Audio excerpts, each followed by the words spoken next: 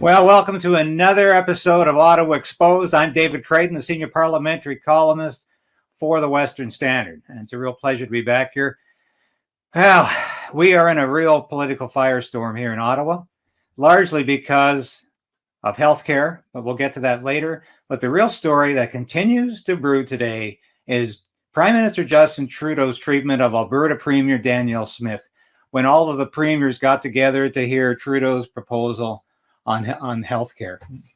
I've got a lot to say about that, but I really want to talk about what happened on Tuesday when Justin Trudeau shook hands, sort of, with Danielle Smith. It was obvious Smith was hesitant to shake hands with Trudeau. This is her primary political opponent, her ideological adversary, and Smith was not comfortable being with Trudeau. A lot of women aren't comfortable with being with Trudeau, as we've seen over the years. And I think what he demonstrated with Danielle Smith is part of a trend that Trudeau is very contemptuous of female politicians, even though he calls himself this proto-feminist politician, the wave of things to come. He certainly has not demonstrated much of that in real life towards political women, including a Liberal MP in his own caucus who resigned years ago and said that Trudeau routinely yelled at her. And we remember the treatment of an NDP MP he elbowed.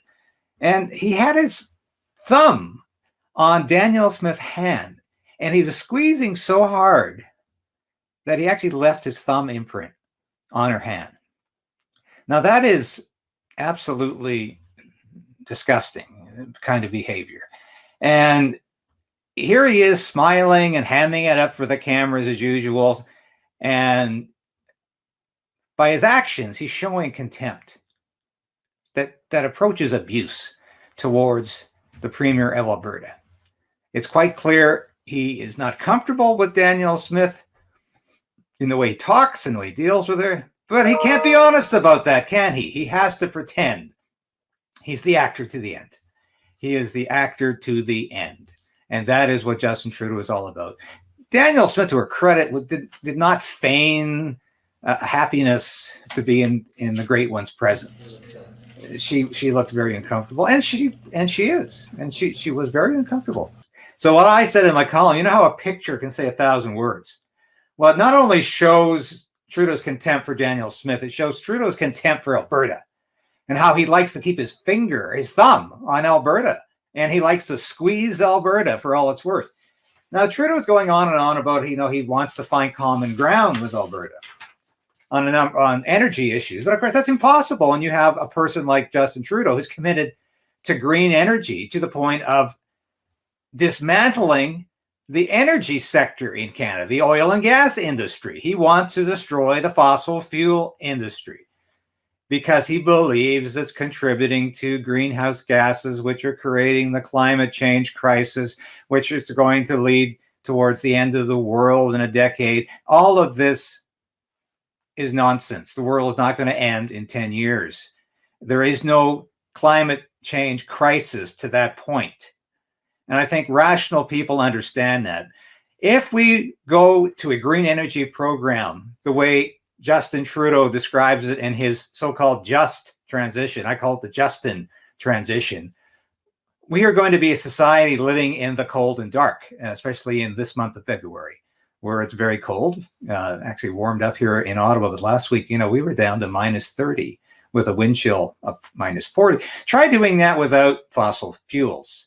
And we know we're not going to have electric cars overnight because it's virtually impossible to get enough of these minerals, including cobalt, that you need to power the battery.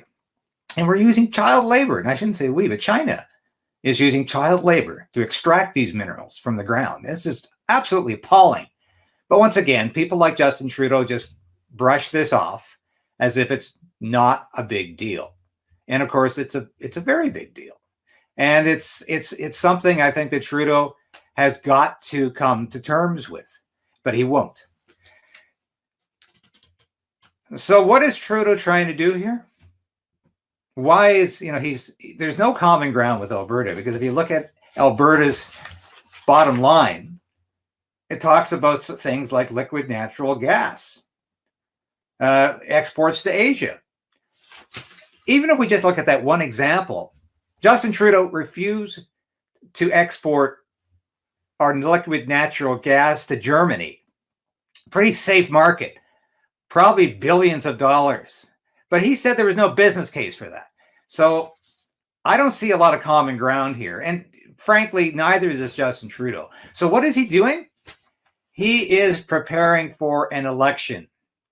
And healthcare, which was at the background of this meeting with Danielle Smith, his first meeting with the Alberta Premier ever. It was to announce that he was going to put $46.2 billion of new money into the healthcare program. I say healthcare, and I think it's a misnomer because we have some of the worst healthcare in the world. And I'll be getting to that shortly. But Justin Trudeau is putting all of his eggs now in the healthcare basket in the hopes that this is going to resuscitate his prime ministership, his leadership, and the hopes of the Liberal Party to capture the next election and to regain power. I do not think that's highly likely.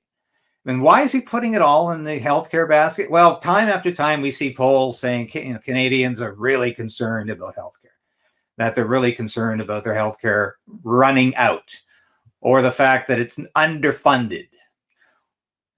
So Trudeau figures he's got a real good political issue here, and he thinks he can run on it. Why does he think healthcare is so important? Because frankly, he doesn't have any more baskets to put his eggs in. He has spent so much time promoting and propagating woke policies that are dividing the country, that are creating divisiveness. He spent so much time on identity politics, including his recent appointment of Islamophobia czar. This is dividing Canada and angering Canadians. We want to be united. We don't want to talk about our differences. And that's all Trudeau wants to do because he thinks it's going to capture him votes. And healthcare, he thinks, is the saving value for him. I'll tell you why it's not going to work. Because you can keep pouring billions of dollars into our healthcare system, and it's not going to work because it's imploding. And it's basically a broken system. You know how broken it is? And I figured this out. I don't know how many other journalists or academics have actually sat down and said, okay, how much are we paying in taxes versus how much are Americans paying for their private health insurance? I think it's a valid question because the Fraser Institute, of course, every year puts out a report on healthcare. And it's absolutely shocking what we are paying in healthcare. And I mean, and the Fraser Institute outlines this very well. So if you are a family of four with a combined income of $156,086, which is not a lot of money, this is not wealthy with considering inflation and considering how much we do pay in taxes overall.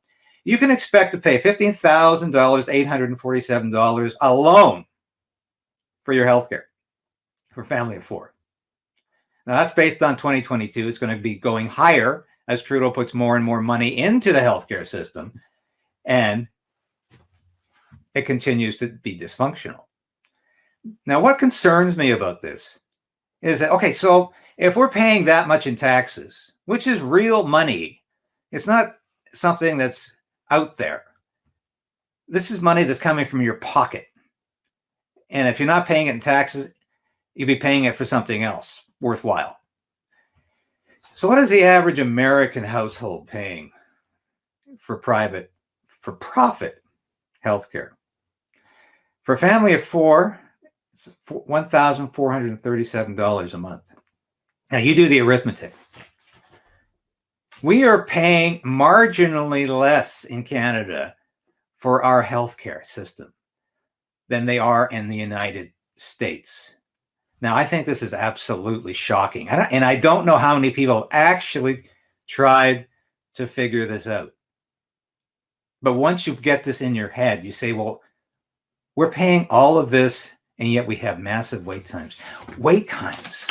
I mentioned the fact in my column that you remember Senator Bernie Sanders, the independent from Vermont, who perpetually runs as a Democrat for the presidential nomination. Why you can do that, I don't know, because he's an independent, yet pretends to be a Democrat when they're looking for a presidential candidate. Now, he ran on a far left platform in 2020 when he was seeking the presidential nomination that he eventually lost to Joe Biden. And that included something called Medicare for All. Now, it's basically Bernie's system that is modeled on Canada's. And he's always saying how much he admires Canadian healthcare. Except when Bernie had to have an emergency angioplasty in 2019, the American system was able to deal with him immediately. Now, at that time, he would have had to wait a maximum of 28 days for that emergency surgery. Guess what? You ain't got 28 days to have a valve or an artery or a vein to your heart unblocked. You're going to be dead very, very quickly. So if he had been in Canada, he would have been waiting for that operation and quite probably would have died before he got it. Now, today, that's a minimum of 28 days waiting for an angioplasty.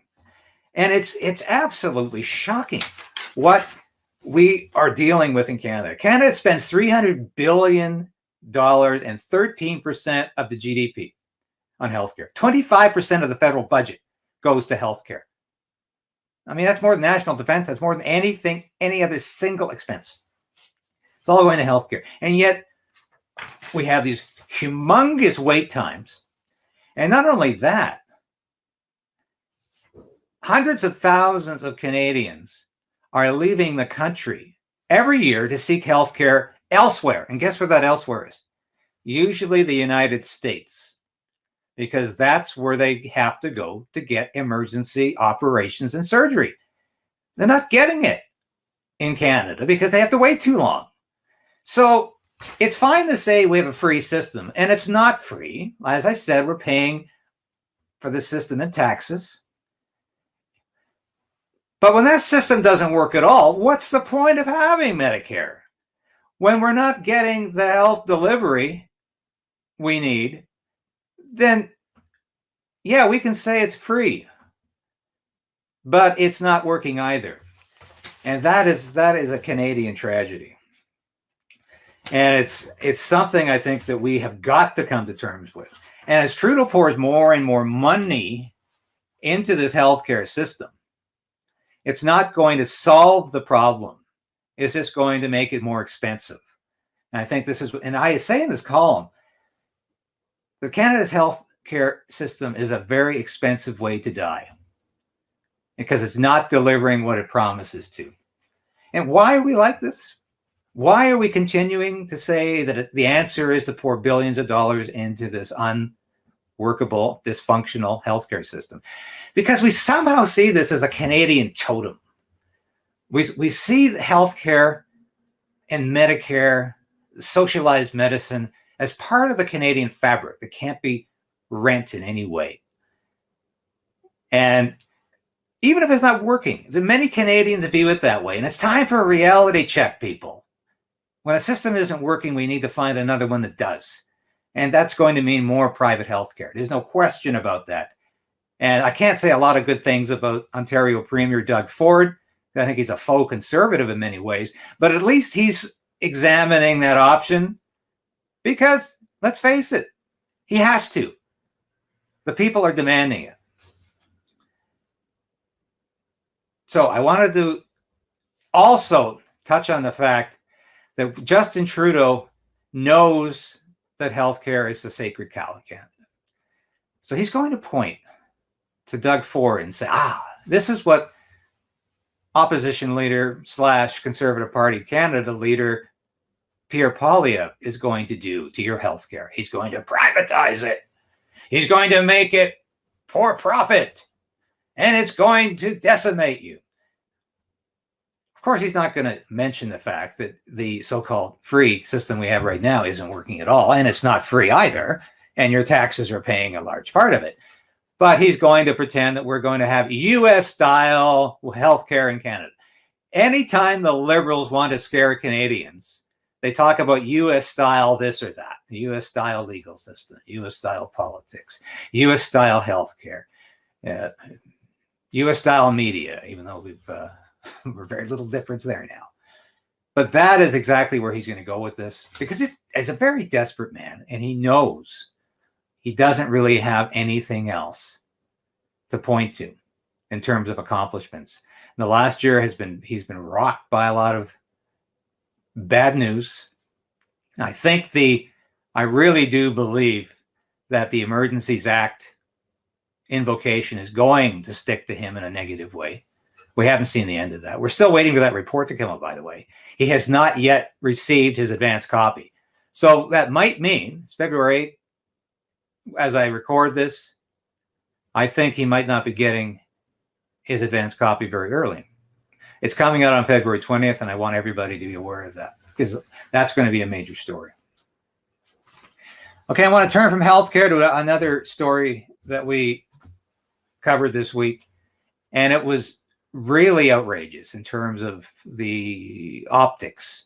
And that was the Chinese spy balloon. I say that with some degree of authority. I mean, we know it was spying. Why would the Chinese be sending weather balloons over North America? Unless, of course, they were considering an imminent invasion. But I don't think they're doing it. They're certainly spying. And for people to suggest that the Chinese didn't get anything out of this weather balloon that they didn't already have with satellites, I don't know how they can say that without knowing what the spy balloon was capable of. So it's an assumption. And, the talk about Donald Trump let these things go by, absolute nonsense. The Director of National Intelligence in the United States refuted that, said it did not happen. But yet this was almost like it was a tragedy or a comedy of errors. This spy balloon comes down through Alaska. It goes all the way through Canada into Montana. And it drifts over Montana. And at the time, there's a news conference with the Pentagon spokesman. This is a Brigadier General Ryder.